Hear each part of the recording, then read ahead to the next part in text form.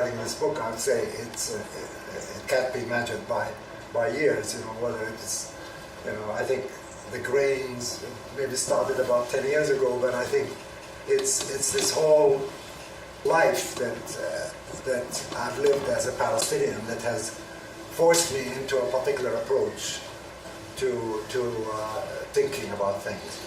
I mean, the nightmare that Palestinians are living, or what I like to call incubus, is something that I felt a great need to try to find an outlet out of. And the incubus is something that people live actually today, and they don't necessarily get out of it on both sides. So I'm trying to provide the tools that, in this book, I think that will see a way out. And the nightmare is produced because there's this, Zionist movement, and I say I don't really like to engage too much in the normal political rhetoric, but I have to use these terms, that, they developed a particular claim system based on totally invented history.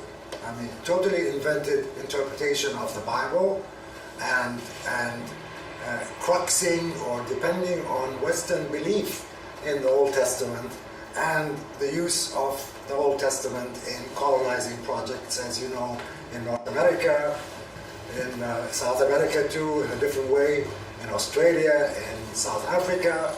So I actually start the book with a chapter called Canaan Nails, which talks about this paradigm and about the construct of Western civilization, how what is called Canaan, which is actually Canaan, is conceived in the West as this ideal land, but the people who live on that land are actually demons, and they should be killed or exterminated or converted or changed or whatever.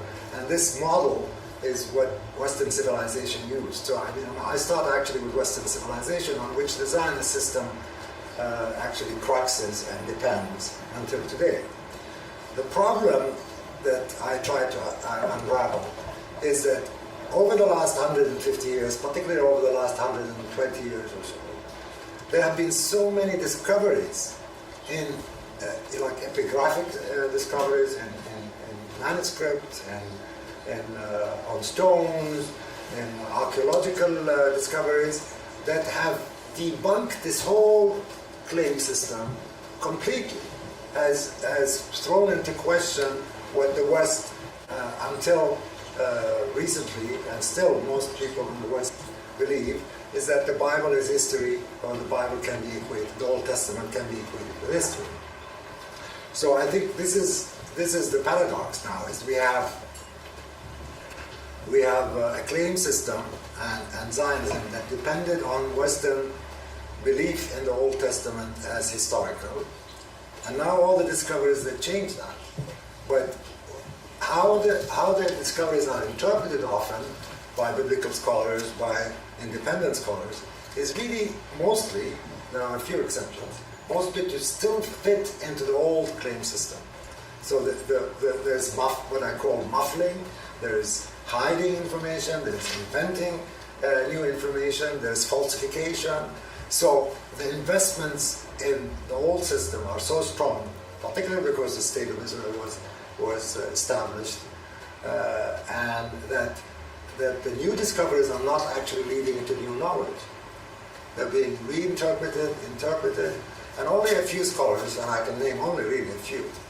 And I start the book actually with Julian pointed this out to me, I start the book with a question that the student has, give me one book I could read. I was teaching this seminar about Palestine and travel to Palestine, which is so filled with biases, the Western biases accumulated over centuries.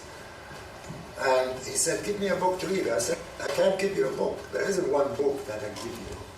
And you'd have to find your way through hundreds and hundreds of books. And most of the books, 99% of the books that you'll find out there on the library shelves are filled with the same old ideas that actually enshrine the claim system and enshrine Western appropriation of our region. So I think what used to be ignorance, this is how the best way I can describe it, what used to be ignorance 150 years ago, and still ignorance to some people, is now deception. Because the Zionist system is interested in keeping the old ideas on which it based itself. Chapter 2 is trying to show, and it demonstrates that in a quite definitive way, is how the monotheism that exists is actually a derivative from the polytheism that existed before. So ironically, the people who were demonized in this concept of Canaan, are the people who actually originated the three monotheistic religions. And the God worshipped in Judaism is one God in a pantheon of gods.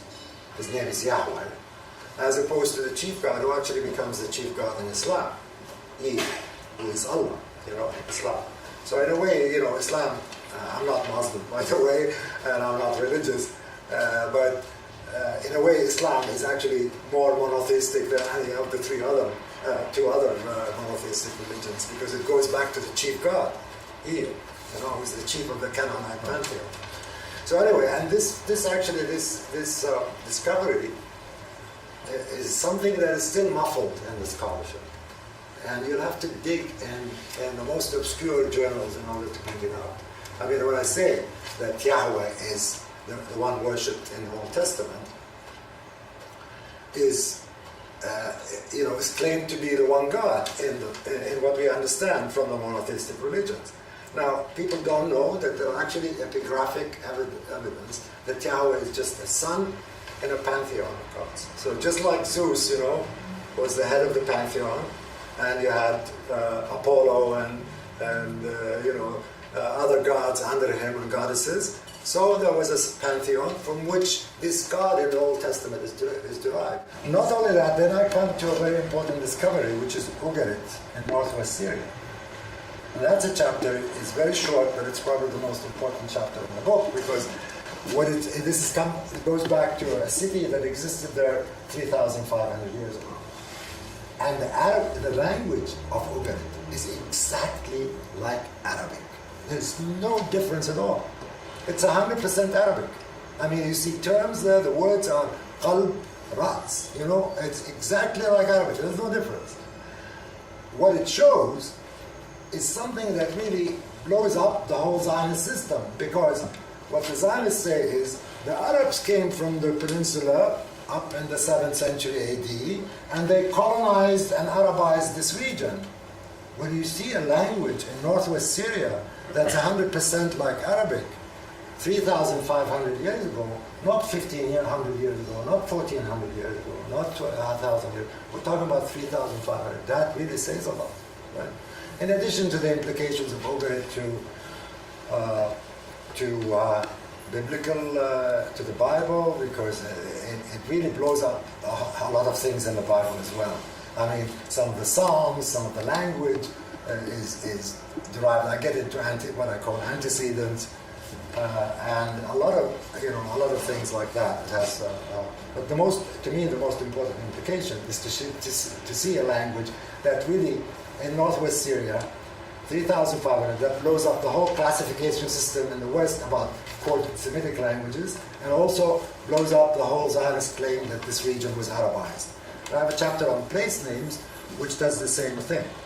Because place names are one of the tools that are being used now.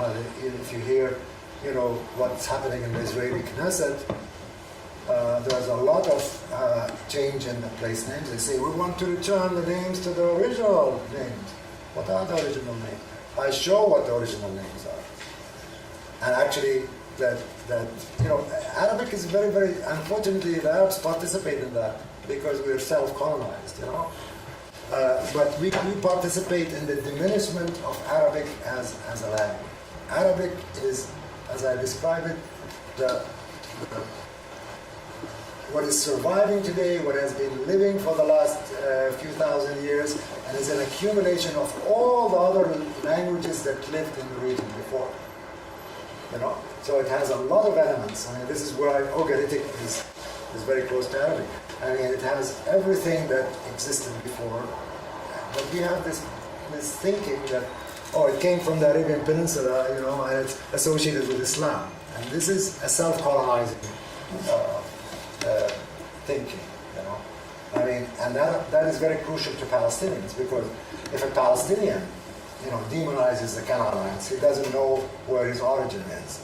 If he demonizes the paganism that existed before, he doesn't know that his traditions have a lot of paganism in them. And I show that in chapter 11 of my book, that a lot of the Palestinian tradition goes back, can only be understood by going back 4,000 and 5,000 years. This is my final theme in the book, is really not just to demolish the Zionist claim system, because I think that's been demolished already by a lot of different people, although I have different angles there, but also to affirm the continuity of cultures in our region, and the fact that these divisions that people have, that are self-colonizing divisions, whether by religion or by country, you know, Lebanon, you know, the Lebanese fighting with each other, and the Syrians, you know, and the Jordanians, and all these are colonial divisions that unfortunately lead to self-colonizing thinking. And what I also want to affirm is also the continuity of culture and the heritage in our region. Judaism 2,000 years ago is very much different from Judaism today. And not only that, but people were converted back and forth from Judaism to other religions. And I point out that the confusion, the big confusion, which is actually also a self-colonizing confusion, is between three terms: Hebrew, Israelite, and Jew. These are three different things and are defined by me in three different ways. And the problem is that even my students sometimes, when we talk about Israelites, and unfortunately there's a big Israelite thing in the Quran also, which causes a lot of confusion and self-colonizing thinking. I mean, there was a tradition there, you know, there's a tradition there. How it is in the Quran, how it is compiled in the Bible, how it relates to older stories of creation, of Adam and Eve, and of the flood, of Moses. I mean, all these stories existed in the region before under different names. The flood story existed in the Epic of Gilgamesh 2,000 years before exactly 99% the same details, you know, except the name. So, you know, these names, you can take them and leave them, or oh, it's up to you.